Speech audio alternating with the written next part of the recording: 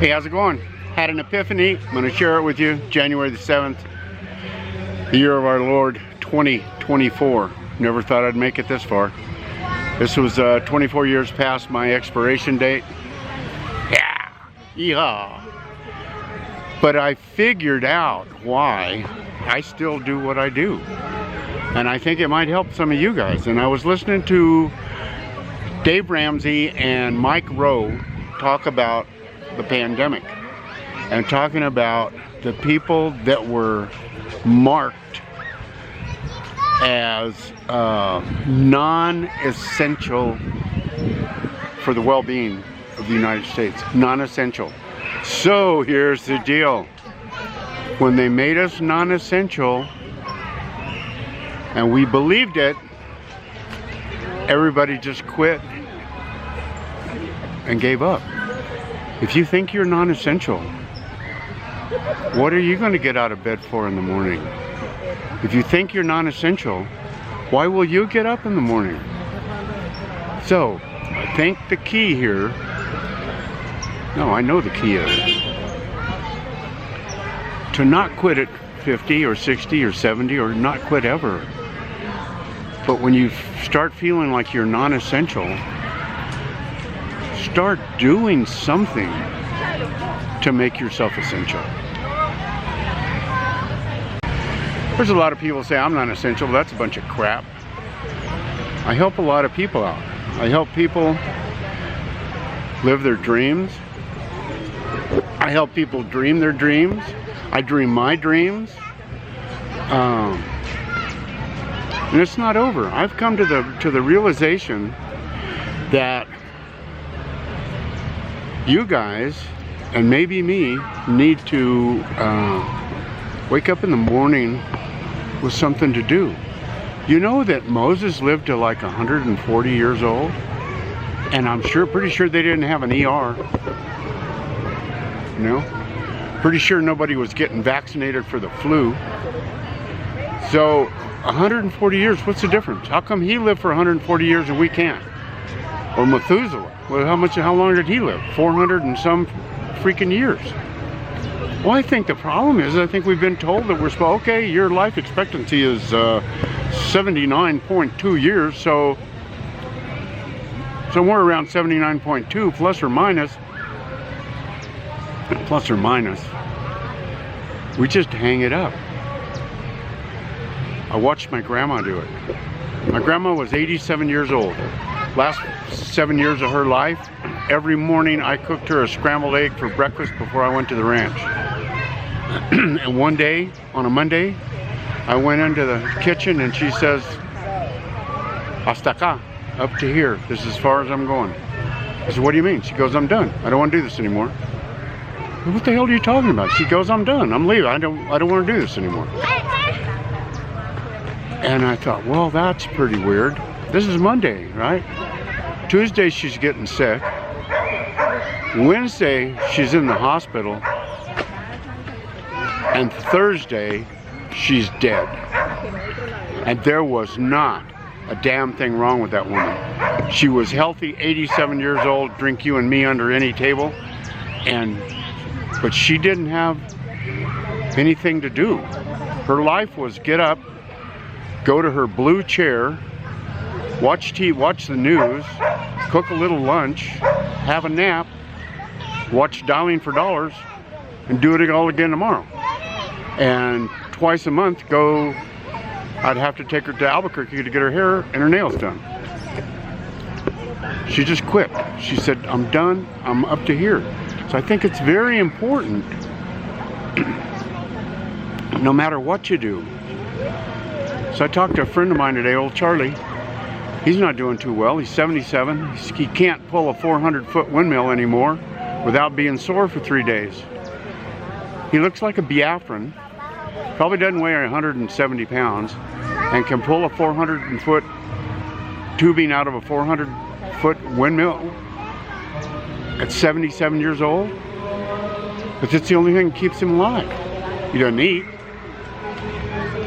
So I guess the whole point is we can't quit.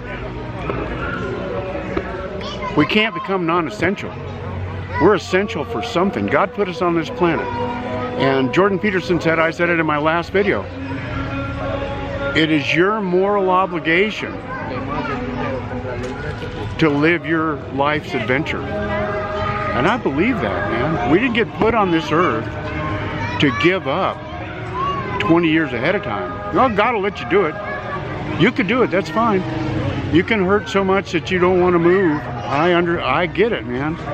Just like half an hour ago, Sunday, Maria and I were doing absolutely nothing. We have done absolutely nothing for the last 3 days. We didn't even want to get out of the house. And she goes, let's walk up to the park. And I go, oh, how about tomorrow? And she goes, how about right now? I go, oh, okay. And about a half a block out of the house, I figured that, oh, okay.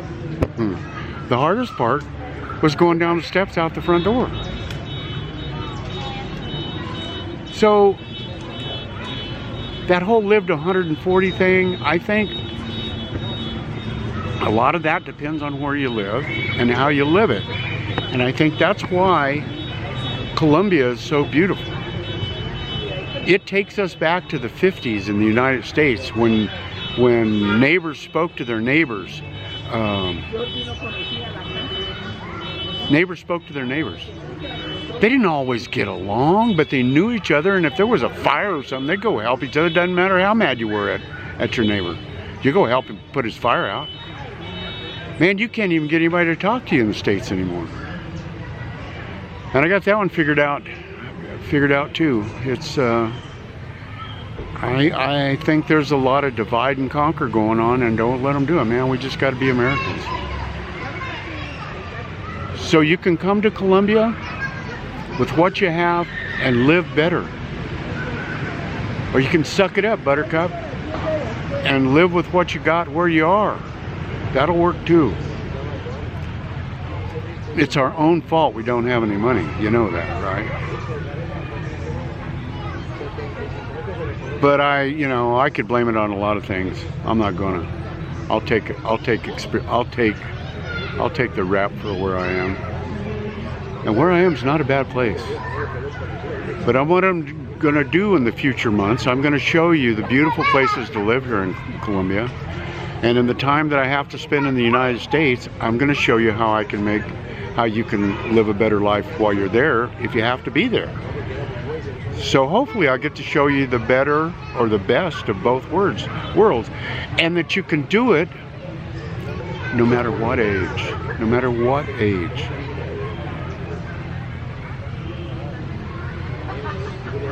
There are physical things that we cannot do at 70 years old simply due to the fact we quit doing things.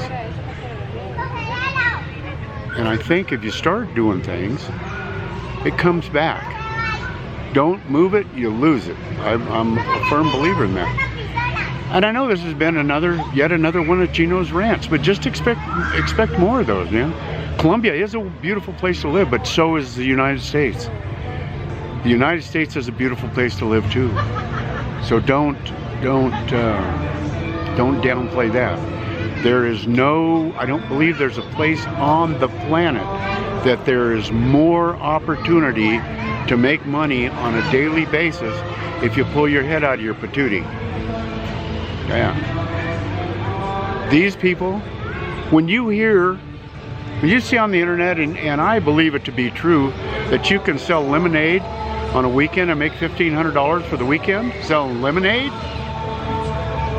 These people in Colombia would die and think they went to heaven. Well, they would have gone to heaven because the new wage went up to $1.3 million, which is about $400, $350, $375 a month.